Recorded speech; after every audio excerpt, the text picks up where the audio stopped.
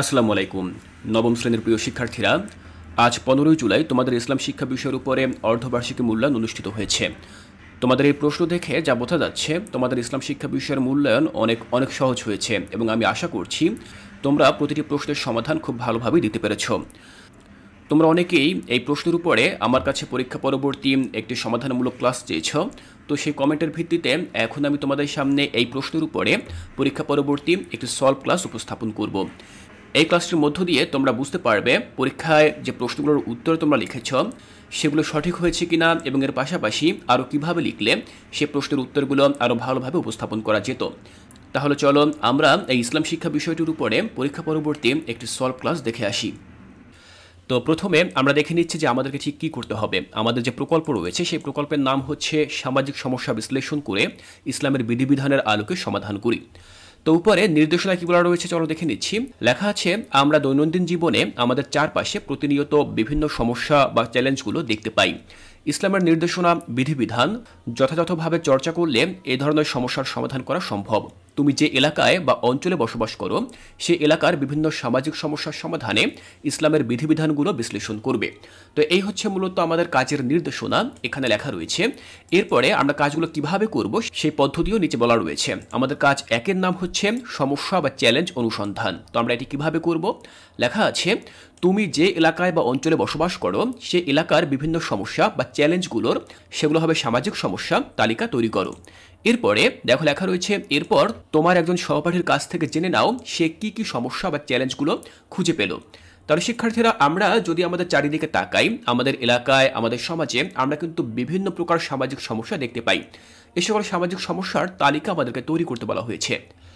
তো দেখো আমরা কিভাবে তৈরি করতে পারি। আমরা একটি ছক তৈরি করব এবং ছকের মাধ্যমে সেই সমস্যাগুলোর কথা উল্লেখ করব। তো যেহেতু আমার এবং আমার বন্ধুর কথা বলা হয়েছে, প্রথমে আমরা দেখে নেব যে আমি যা খুঁজে পেলাম, অর্থাৎ যে সকল সামাজিক সমস্যাগুলো আমি খুঁজে পেলাম সেগুলো হচ্ছে বাল্যবিয়ে, নারী নির্যাতন, বেকারত্ব, লিঙ্গগত বৈষম্য, পরিবেশ দূষণ এবং অপরাধ ও সহিংসতা। এই সকল সামাজিক সমস্যাগুলো আমি খুঁজে পেয়েছি। এবার আমি আমার সহপাঠীর কাছে গেলাম এবং সে যে সকল সমস্যাগুলো খুঁজে পেল সেই সমস্যাগুলোর কথা আবার আমি এখানে উল্লেখ করলাম। তো সেগুলো কি? সেগুলো হতে পারে যৌতুক প্রথা, অ্যাসিড নিক্ষেপ, শিক্ষার অভাব, স্বাস্থ্য সমস্যা, মানবাধিকার লঙ্ঘন, জাতিগত ও ধর্মীয় বৈষম্য। এগুলো হচ্ছে তার দৃষ্টিতে বিভিন্ন সামাজিক সমস্যা। তো শিক্ষার্থীরা, আমি এখানে দেখো যে সকল সমস্যার কথা উল্লেখ করেছি এর বাইরে কিন্তু আরও একাধিক সামাজিক সমস্যা রয়েছে। তোমরা সেগুলো খুঁজে খুঁজে এই তালিকায় উল্লেখ করতে পারো। শিক্ষার্থীরা, আমি আশা করছি প্রথম যে কাজটি রয়েছে এই কাজটি তোমরা খুব ভালোভাবে বুঝতে পেরেছ। কাজ 2 এর নাম হচ্ছে সমাধানযোগ্য সমস্যা নির্বাচন ও পরিকল্পনা প্রণয়ন। এখানে প্রথমে আমরা দেখে নিচ্ছি চলো কাজের নির্দেশনা কি। তোমরা এলাকার বিভিন্ন সামাজিক সমস্যা খুঁজে পেয়েছ। এবার 4 জন সহপাঠী আলোচনা করে কাজ 1 এর তালিকা হতে একটি সমস্যা নির্বাচন করো যে সমস্যাটি সমাধান করা তোমাদের পক্ষে সম্ভব হবে। এরপরে সমস্যাটি নির্বাচনের পক্ষে এককভাবে তোমার যুক্তি তুলে ধরো। শিক্ষার্থীরা, আমরা প্রথমে যে সকল সমস্যাগুলো উপস্থাপন করেছিলাম এর আগের ক্লাসে, সেখান থেকে যে কোনো একটি সমস্যা আমরা নির্বাচন করব যেটি আমরা সমাধান করতে পারি। পরবর্তীতে সেই সমস্যাটি কেন আমরা বেছে দিলাম তার পক্ষে কিছু যুক্তি উপস্থাপন করব। তো সেগুলো দেখো কিভাবে আমরা করতে পারি। দেখো নমুনা সমাধানে আমি প্রথমে যে কথাটি লিখেছি, দেখো আমি প্রথমে যে সমস্যাটির সমাধান লিখেছি, আমরা যে সমস্যাটি গ্রহণ করেছিলাম সেখান থেকে নির্বাচন করেছি কি, দেখো আমরা সহপাঠীরা মিলে পরিবেশ দূষণ সমস্যাটিকে সমাধানের জন্য নির্বাচন করেছি। আমরা যেহেতু শিক্ষার্থী তাই আমাদের অবস্থান থেকে এই সমস্যাটি সমাধান করা অন্যান্যগুলোর চেয়ে সহজ হবে। তাহলে শিক্ষার্থীরা, আমি সমাধানের জন্য পরিবেশ দূষণ এই যে সমস্যাটি রয়েছে এটিকে বেছে নিয়েছি। তবে তোমরা চাইলে অন্যান্য সমস্যা বেছে নিতে পারো যদি মনে করো যে তোমাদের অবস্থান থেকে সেই সমস্যাটি তোমরা সমাধান করতে পারবে। তো যাই হোক, প্রথম প্রশ্নটি আমরা ঠিক এভাবে সমাধান করলাম। দ্বিতীয় প্রশ্নে জানতে চাওয়া হয়েছে সমস্যাটি নির্বাচনের পক্ষে এককভাবে তোমার যুক্তি তুলে ধরো। তো আমরা যে সমস্যাটি নির্বাচন করেছিলাম সেটি ছিল পরিবেশ দূষণ। তো পরিবেশ দূষণ এই সমস্যাটি কেন আমরা নির্বাচন করেছি তার পেছনে কিছু যুক্তি আমরা তুলে ধরব। দেখো আমি এখানে লিখেছি, বিভিন্ন দিক বিবেচনা করে আমরা পরিবেশ দূষণ সমস্যাটি নির্বাচন করেছি। সমস্যাটি সমাধান করা অত্যন্ত জরুরি কারণ এটি আমাদের স্বাস্থ্যের পাশাপাশি পরিবেশ ও অর্থনীতির উপর নেতিবাচক প্রভাব ফেলে। নিচে কিছু যুক্তি দেওয়া হলো। তো প্রথমে আমরা ভূমিকা লিখলাম, এরপরে আমরা সরাসরি যুক্তিতে চলে যাব যে কোন যুক্তিতে আমরা এই সমস্যাটি নির্বাচন করেছি। দেখো যুক্তিগুলো হচ্ছে প্রথমত মানুষের স্বাস্থ্য রক্ষা। পরিবেশ দূষণ থেকে সৃষ্ট বায়ু, পানি এবং মাটি দূষণ আমাদের স্বাস্থ্যের উপর মারাত্মক প্রভাব ফেলে।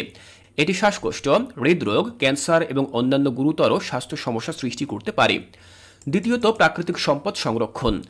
পরিবেশ দূষণ প্রাকৃতিক সম্পদ যেমন পানি, মাটি এবং বায়ুর মান নষ্ট করে। এই সম্পদগুলো আমাদের জীবন ধারণের জন্য অপরিহার্য এবং এগুলোর সুরক্ষা অত্যন্ত গুরুত্বপূর্ণ। এরপরে দেখো 3 নম্বর বলা রয়েছে জীববৈচিত্র্য সংরক্ষণ। দূষণ বন্যপ্রাণী ও উদ্ভিদের উপর ক্ষতিকর প্রভাব ফেলে এবং জীববৈচিত্র্যের ক্ষতি করে। জীববৈচিত্র্য রক্ষা করার মাধ্যমে আমরা প্রাকৃতিক ভারসাম্য বজায় রাখতে পারি। 4 আমি লিখেছি দেখো জলবায়ু পরিবর্তন রোধ। বায়ু দূষণ থেকে সৃষ্ট গ্রিনহাউস গ্যাস নির্গমনের ফলে জলবায়ু পরিবর্তন ত্বরান্বিত হয়। এটি প্রতিরোধ করতে না পারলে আমাদের গ্রহে চরম আবহাওয়া পরিস্থিতি এবং সমুদ্রপৃষ্ঠের উচ্চতা বৃদ্ধি পেতে পারে। এরপর দেখো আরও কিছু যুক্তির কথা আমি উল্লেখ করেছি, সেগুলো হচ্ছে অর্থনৈতিক সুবিধা। পরিবেশ দূষণ নিয়ন্ত্রণের মাধ্যমে স্বাস্থ্য ব্যয় কমানো এবং পর্যটন, কৃষি ও মৎস্যশিল্পের মতো অর্থনৈতিক খাতে ইতিবাচক প্রভাব ফেলা সম্ভব। সবশেষে লিখেছি সামাজিক ন্যায় বিচার। পরিবেশ দূষণ সাধারণত সমাজের দরিদ্র ও প্রান্তিক জনগোষ্ঠীর উপর বেশি প্রভাব ফেলে। দূষণ কমানোর মাধ্যমে সামাজিক ন্যায় বিচার নিশ্চিত করা সম্ভব। তাহলে শিক্ষার্থীরা, এককভাবে আমরা এই সকল যুক্তিগুলো উপস্থাপন করতে পারি আমাদের যে সমস্যাটি আমরা নির্বাচন করেছিলাম তার পক্ষে। এবার আমরা কি করব, একটি ছক দেওয়া ছিল, নমুনা ছক, যেখানে বলা হয়েছিল সামাজিক গুরুত্ব এবং ধর্মীয় গুরুত্ব। অর্থাৎ আমরা যে সমস্যাটি নির্বাচন করেছি সমাধানের জন্য তার সামাজিক গুরুত্ব কি এবং ধর্মীয় গুরুত্ব কি, সেটি এবার আমরা এই ছকের মাধ্যমে আলোচনা করব। তো চলো দেখে নিচ্ছি যে এটি আমরা কিভাবে করতে পারি। দেখো ঠিক এভাবে আমরা ছক তৈরি করব এবং তারপরে আমরা লিখব প্রথমে সামাজিক গুরুত্ব, স্বাস্থ্য সুরক্ষা। পরিবেশ দূষণ জনস্বাস্থ্যের উপর বিরাট প্রভাব ফেলে। দূষণমুক্ত পরিবেশে বাস করে মানুষ সুস্থ থাকতে পারে এবং স্বাস্থ্যজনিত খরচ কমানো সম্ভব। এরপর রয়েছে জীবনের মান উন্নয়ন। পরিচ্ছন্ন ও দূষণমুক্ত পরিবেশে বসবাস করলে মানুষের জীবনযাত্রার মান উন্নত হয়। মানসম্মত পরিবেশে জীবনযাপন মানুষের সামগ্রিক জীবনের মান বৃদ্ধি করে। এরপর দেখো রয়েছে সামাজিক স্থিতিশীলতা, যেখানে আমি লিখেছি দূষণমুক্ত পরিবেশে কম রোগবালাই ও স্বাস্থ্য সমস্যা থাকায় সামাজিক স্থিতিশীলতা বৃদ্ধি পায়। এটি সমাজে শান্তি ও নিরাপত্তা বজায় রাখতে সহায়ক। এরপর দেখো আমি লিখেছি শিক্ষা ও সচেতনতা বৃদ্ধি। পরিবেশ দূষণ প্রতিরোধে সামাজিক উদ্যোগ ও শিক্ষামূলক কার্যক্রম চালানো হলে সাধারণ মানুষের মধ্যে সচেতনতা বৃদ্ধি পায় এবং তারা পরিবেশ সুরক্ষায় সক্রিয় ভূমিকা পালন করে। এরপর দেখো আমি লিখেছি অর্থনৈতিক উন্নয়ন। দূষণমুক্ত পরিবেশে কৃষি, মৎস্য এবং পর্যটন শিল্প উন্নত হয়, যা অর্থনৈতিক উন্নয়নে সহায়ক। এটি কর্মস্থান সৃষ্টিতেও ভূমিকা রাখে। তাহলে শিক্ষার্থীরা, ছকের প্রথম অংশে আমরা দেখে নিলাম সামাজিক গুরুত্ব। এবার আমরা দেখে নেব ধর্মীয় গুরুত্ব। তো সেখানে প্রথমেই আমি লিখেছি ধর্মীয় নির্দেশনা। অধিকাংশ ধর্মে প্রকৃতি ও পরিবেশের সুরক্ষার উপর গুরুত্ব দেওয়া হয়েছে। ধর্মীয় শিক্ষা অনুযায়ী পরিবেশের যত্ন নেওয়া একটি পবিত্র দায়িত্ব। এরপর দেখো লিখেছি নৈতিকতা ও দায়িত্ববোধ। ধর্মীয় শিক্ষা মানুষকে নৈতিকতা ও দায়িত্ববোধ শিখায়। পরিবেশ সুরক্ষা ধর্মীয় নৈতিকতার অংশ হিসেবে বিবেচিত, যা আমাদের দায়িত্ব পালন করতে সহায়ক। এরপর দেখো লিখেছি সৃষ্টিকর্তার সৃষ্টি সংরক্ষণ। সকল ধর্মে সৃষ্টিকর্তার সৃষ্টির প্রতি শ্রদ্ধা ও সুরক্ষার গুরুত্ব দেওয়া হয়েছে। পরিবেশ দূষণ প্রতিরোধ করে আমরা সৃষ্টিকর্তার সৃষ্টির প্রতি সম্মান প্রদর্শন করি। এরপর রয়েছে সামাজিক বন্ধন। ধর্মীয় সম্প্রদায়গুলোর মধ্যে পরিবেশ সুরক্ষার উদ্যোগ গড়ে তোলা সম্ভব। এটি সামাজিক বন্ধন দৃঢ় করে এবং সমাজে ঐক্য ও সহযোগিতার পরিবেশ সৃষ্টি করে। এরপর রয়েছে পরিবেশ ন্যায় বিচার। ধর্মীয় দৃষ্টিকোণ থেকে পরিবেশের প্রতি অবিচার করা অন্যায় হিসেবে বিবেচিত হয়। পরিবেশ দূষণ রোধ করে আমরা ধর্মীয় ন্যায় বিচার প্রতিষ্ঠা করতে পারি। তাহলে শিক্ষার্থীরা, আমরা যে সমস্যাটি সমাধানের জন্য বেছে নিয়েছি সেটির সামাজিক গুরুত্ব কী এবং ধর্মীয় গুরুত্ব কী তা আমরা এই ছকের মাধ্যমে শিখে নিলাম। এরপরে দেখো এই 2 নম্বর যে কাজটি রয়েছে সেখানে আমাদেরকে আরও কিছু করতে হবে। বলা হয়েছে এরপর তোমরা 4 জন সহপাঠী আলোচনা করে নির্বাচিত সমস্যাটি কিভাবে সমাধান করা যেতে পারে তার একটি পরিকল্পনা তৈরি করে উপস্থাপন করো। তাহলে শিক্ষার্থীরা, আমাদের সমস্যাটি ছিল পরিবেশ দূষণ। আমরা এবার দলগতভাবে আলোচনা করব এবং পরিকল্পনা তৈরি করব যে কিভাবে আমরা এই সমস্যাটি সমাধান করতে পারি। এই যে পরিকল্পনাটি আমরা তৈরি করব সেক্ষেত্রে আমাদেরকে বিভিন্ন স্টেপ গ্রহণ করতে হবে বা বিভিন্ন পদক্ষেপের মধ্য দিয়ে যেতে হবে। সে পদক্ষেপগুলো এখানে উল্লেখ করা হয়েছে, তোমরা এগুলো দেখে নেবে। আমরা সরাসরি সমাধানে চলে যাচ্ছি। দেখো আমাদের নমুনা সমাধানে আমরা লিখতে পারি প্রথমত পরিকল্পনা। আমাদের পরিকল্পনা হচ্ছে পরিবেশ দূষণ সমাধান। আমাদের নির্বাচিত সমস্যা বা চ্যালেঞ্জের নাম কি? পরিবেশ দূষণ। আমাদের সমস্যাটি বা চ্যালেঞ্জটি সমাধানের উদ্দেশ্য কি? পরিবেশ দূষণের সমস্যার সমাধান করে একটি পরিষ্কার ও সুস্থ পরিবেশ নিশ্চিত করা, মানুষের স্বাস্থ্য, জীববৈচিত্র্য ও প্রাকৃতিক সম্পদের সংরক্ষণ করা, এটি হচ্ছে আমাদের উদ্দেশ্য। আমাদের সময় কতটুকু? দেখো, আমাদের সময় হচ্ছে 6 মাস। আমরা এই 6 মাসের মধ্যে পরিবেশ দূষণের জন্য পরিকল্পনা গ্রহণ করব এবং তা বাস্তবায়নের চেষ্টা করব।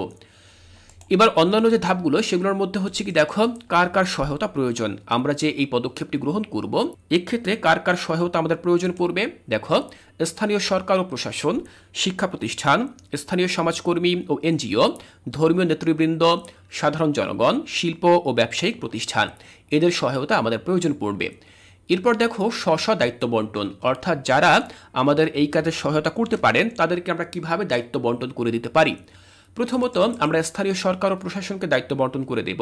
তারা যে সকল দায়িত্বগুলো পালন করতে পারেন সেগুলো হচ্ছে পরিষ্কার পরিচ্ছন্নতা অভিযান পরিচালনা, বজ্র ব্যবস্থাপনা পরিকল্পনা ও বাস্তবায়ন, দূষণ নিয়ন্ত্রণ নীতিমালা ও আইন প্রয়োগ। এই কাজগুলো তারা করতে পারেন, এই দায়িত্বগুলো তারা পালন করতে পারেন।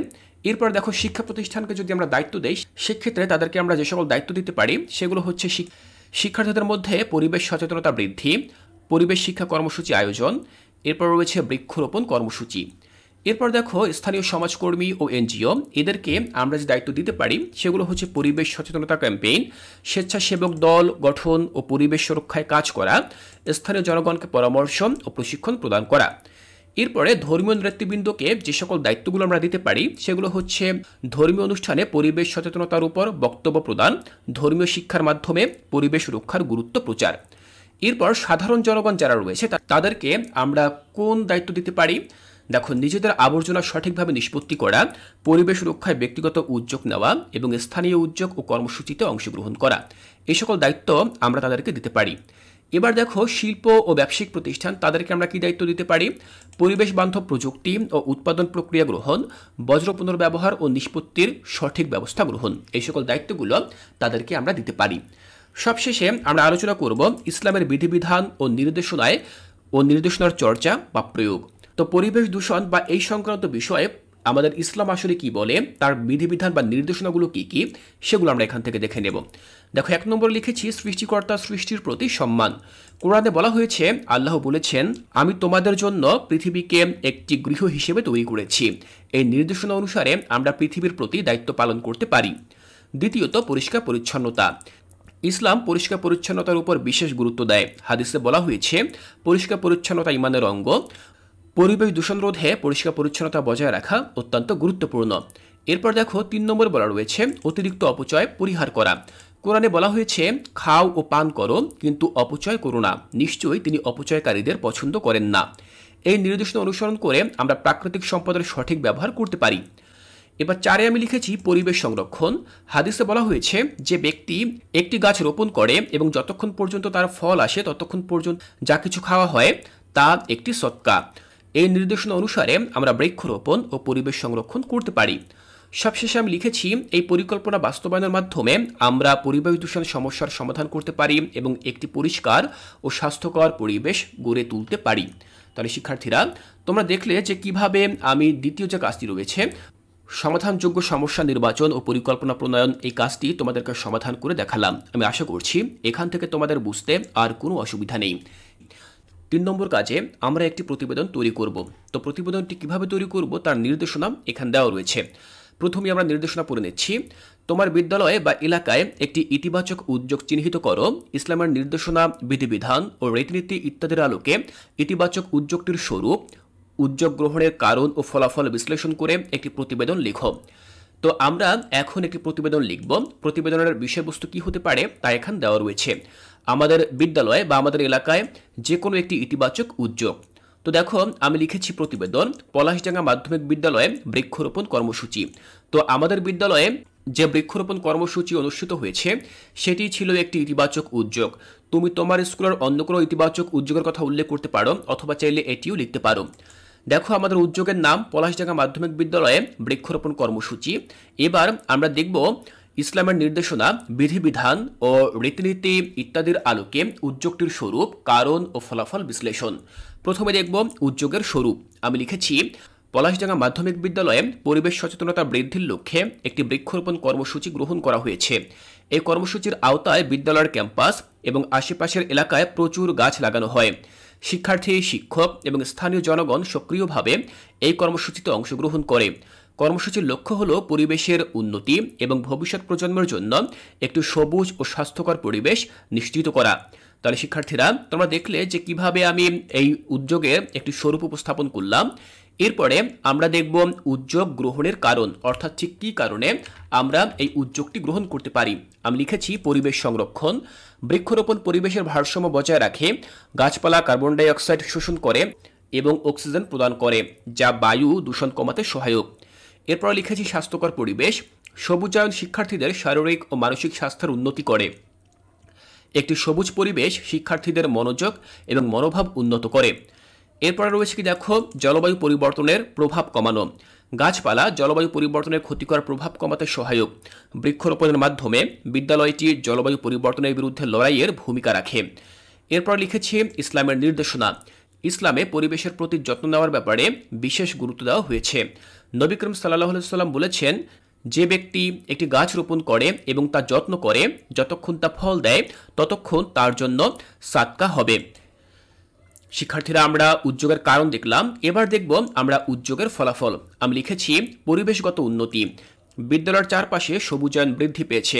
এতে বায়ুর মান উন্নত হয়েছে এবং তাপমাত্রা নিয়ন্ত্রণে সহায়ক হয়েছে। এরপর রয়েছে কি দেখো, শিক্ষার্থীদের সচেতনতা। শিক্ষার্থীদের মধ্যে পরিবেশ সচেতনতা বৃদ্ধি পেয়েছে। তারা পরিবেশ সংরক্ষণে সক্রিয় ভূমিকা পালন করছে এবং নিজেদের এলাকায়ও গাছ লাগানোর উৎসাহ পাচ্ছে। এরপরে আমি লিখেছি কি দেখো, সামাজিক সম্প্রীতি। এই কর্মসূচির মাধ্যমে বিদ্যালয় এবং স্থানীয় জনগণের মধ্যে সম্পর্ক আরও দৃঢ় হয়েছে। সবাই একসাথে কাজ করে একটি সুন্দর পরিবেশ গড়ে তোলার প্রচেষ্টা চালাচ্ছে। সবশেষে আমি লিখেছি দেখো, স্বাস্থ্যগত উপকারিতা। সবুজ পরিবেশ শিক্ষার্থীদের মানসিক প্রশান্তি এবং শারীরিক স্বাস্থ্যের উন্নতি করেছে। তাহলে এই হচ্ছে মূলত আমাদের উদ্যোগের ফলাফল। এরপরে আমি লিখেছি উপসংহার। পলাশডাঙ্গা মাধ্যমিক বিদ্যালয়ের বৃক্ষরোপণ কর্মসূচি একটি উল্লেখযোগ্য ও ইতিবাচক উদ্যোগ, যা পরিবেশের উন্নতি এবং শিক্ষার্থীদের সচেতনতা বৃদ্ধিতে গুরুত্বপূর্ণ ভূমিকা পালন করেছে। ইসলামের নির্দেশনা মেনে পরিবেশের প্রতি যত্নশীল হয়ে এই উদ্যোগটি গ্রহণ করা হয়েছে, যা সমাজের অন্যান্য প্রতিষ্ঠান ও ব্যক্তিদের জন্য উদাহরণ হতে পারে।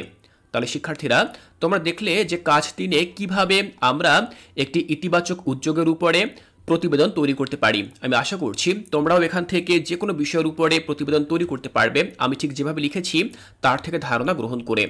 এখন আমরা আলোচনা করব ইসলাম শিক্ষা 4 নম্বর কাজটি নিয়ে। এই কাজটি হচ্ছে তোমাদের মূল্যায়নের সর্বশেষ কাজ। দেখো, কাজের শিরোনাম হচ্ছে ইসলামের বিধিবিধান দৈনন্দিন জীবনে অনুশীলন করি। এখানে নির্দেশনায় যেটি বলা রয়েছে সেটি প্রথমে পড়ে নিচ্ছি। তুমি যে সামাজিক সমস্যা বিশ্লেষণ করেছ, তোমার এলাকার বিভিন্ন সামাজিক সমস্যা চিহ্নিত, সমাধানযোগ্য সমস্যা নির্বাচন, সমাধানের পরিকল্পনা ইত্যাদি, ইসলামের বিধিবিধানের আলোকে তা সমাধান করার জন্য তোমার দৈনন্দিন জীবনে কোন কোন ক্ষেত্রে পরিবর্তনযোগ্য তা চিহ্নিত করে কিভাবে অনুশীলন করবে তা উল্লেখ করো। তাহলে শিক্ষার্থীরা, এই যে নির্দেশনা দেওয়া রয়েছে, এই নির্দেশনার আলোকে মূলত আমরা এই কাজটি সম্পন্ন করব। তো দেখো, নমুনা সমাধান হিসেবে আমি যেটি লিখেছি, প্রথমে লিখেছি নির্বাচিত সামাজিক সমস্যা। তো আমাদের নির্বাচিত সামাজিক সমস্যাটি ছিল পরিবেশ দূষণ, সমস্যা চিহ্নিতকরণ। তো আমরা লিখতে পারি, আমাদের এলাকায় পরিবেশ দূষণ একটি গুরুত্বপূর্ণ সামাজিক সমস্যা। বায়ু দূষণ, পানি দূষণ এবং প্লাস্টিক বর্জ্যের অতিরিক্ত ব্যবহার আমাদের পরিবেশকে ক্ষতিগ্রস্ত করেছে এবং মানুষের স্বাস্থ্য ঝুঁকি বাড়াচ্ছে। এরপরে আমরা লিখব সমাধানযোগ্য সমস্যা নির্বাচন। আমি লিখেছি পরিবেশ দূষণের সমস্যাটি সমাধানযোগ্য। এই সমস্যা মোকাবেলায় আমাদের সচেতনতা বৃদ্ধি করা এবং ব্যক্তিগত ও সামাজিক উদ্যোগ নেওয়া অত্যন্ত জরুরি। এরপরে আমরা লিখব সমাধানের পরিকল্পনা, অর্থাৎ কিভাবে আমরা এই সমস্যাটি সমাধান করতে পারি। আমি লিখেছি কি দেখো, পরিচ্ছন্নতা অভিযান, নিয়মিতভাবে এলাকায় পরিচ্ছন্নতা অভিযান পরিচালনা করা, বৃক্ষরোপণের মাধ্যমে বায়ু দূষণ কমানো এবং পরিবেশের সবুজায়ন বৃদ্ধি করা। এরপরে আমি আরও লিখেছি প্লাস্টিকের ব্যবহার কমানো, প্লাস্টিকের ব্যাগ ও পণ্যের পরিবর্তে পুনর্ব্যবহারযোগ্য এবং প্রাকৃতিক উপকরণ ব্যবহার করা এবং সবশেষে লিখেছি পরিবেশ সচেতনতা বৃদ্ধি। পরিবেশ সচেতনতা বৃদ্ধি বিষয়ক কর্মশালা এবং ক্যাম্পেইন আয়োজন করা, এগুলো হচ্ছে সমস্যা সমাধানে পরিকল্পনা। এবার আমরা দেখব সবচেয়ে গুরুত্বপূর্ণ অংশটি, যেখানে বলা রয়েছে ইসলামের বিধিবিধানের আলোকে সমাধান। আমি লিখেছি ইসলামে পরিবেশ সংরক্ষণের উপর বিশেষ গুরুত্ব দেওয়া হয়েছে। কুরআন এবং হাদিসে পরিবেশের প্রতি যত্ন নেওয়ার নির্দেশ দেওয়া হয়েছে। যেমন নবী করিম সাল্লাল্লাহু আলাইহি সাল্লাম বলেছেন, যে ব্যক্তি একটি গাছ রোপণ করে এবং তা যত্ন করে যতক্ষণ তা ফল দেয় ততক্ষণ তার জন্য সাদকা হবে। তো আমরা দেখলাম ইসলামের বিধিবিধানের আলোকে সমাধান কি রয়েছে। এবার আমরা দেখব দৈনন্দিন জীবনে পরিবর্তনযোগ্য ক্ষেত্র এবং অনুশীলন। এটি কিন্তু সবশেষে জানতে চাওয়া হয়েছিল। তো দেখো, আমরা লিখতে পারি দৈনন্দিন জীবনে কিভাবে আমরা এটি অনুশীলন করতে পারি। পানি ও বিদ্যুতের অপচয় রোধ। আমি লিখেছি প্রতিদিন পানি ও বিদ্যুতের অপচয় কমিয়ে ব্যবহার করা এবং অযথা পানি অপচয় না করা এবং প্রয়োজনীয়তার বাইরে আলোর ব্যবহার বন্ধ রাখা। দ্বিতীয়ত, পরিবেশ বান্ধব পণ্য ব্যবহার। প্লাস্টিক ব্যাগের পরিবর্তে কাপড় বা কাগজের ব্যাগ ব্যবহার করা। পরিবেশ বান্ধব পণ্য ও পুনর্ব্যবহারযোগ্য জিনিসপত্রের ব্যবহার বাড়ানো। এরপরে আরও রয়েছে দেখো, পরিচ্ছন্নতা বজায় রাখা। আমি লিখেছি নিজের বাড়ি এবং আশেপাশের এলাকা পরিষ্কার রাখা, ময়লা আবর্জনা সঠিকভাবে নির্দিষ্ট স্থানে ফেলানো। এরপর রয়েছে বৃক্ষরোপণ ও যত্ন নেওয়া। আমি লিখেছি কি দেখো, প্রতি সপ্তাহে একটি গাছ লাগানো এবং তার যত্ন নেওয়া, এলাকায় বৃক্ষরোপণ কার্যক্রমে অংশগ্রহণ করা। পরিবেশ সচেতনতা প্রচার। আমি লিখেছি কি দেখো, পরিবার ও বন্ধুদের পরিবেশ সম্পর্কে সচেতন করা, সামাজিক মিডিয়ায় পরিবেশ বান্ধব কার্যক্রম প্রচার করা।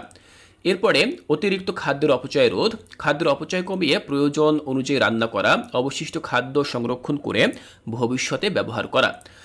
তো সবশেষে দেখো, আমি উপসংহারে লিখেছি পরিবেশ দূষণ রোধে আমাদের দৈনন্দিন জীবনে ছোট ছোট পরিবর্তন আনার মাধ্যমে আমরা একটি বড় প্রভাব ফেলতে পারি। ইসলামের নির্দেশনা অনুযায়ী পরিবেশের প্রতি যত্নশীল হয়ে আমাদের দৈনন্দিন কার্যক্রম পরিচালনা করলে আমরা পরিবেশ দূষণের সমস্যা মোকাবেলা করতে পারি এবং একটি সুন্দর ও স্বাস্থ্যকর পরিবেশ গড়ে তুলতে পারি। তাহলে শিক্ষার্থীরা, তোমরা দেখলে যে কিভাবে আমি সম্পূর্ণ এই লেখাটি শেষ করলাম। আমি আশা করছি তোমরাও খুব সহজভাবে 4 নম্বর এই কাজটি সমাধান করতে পারবে।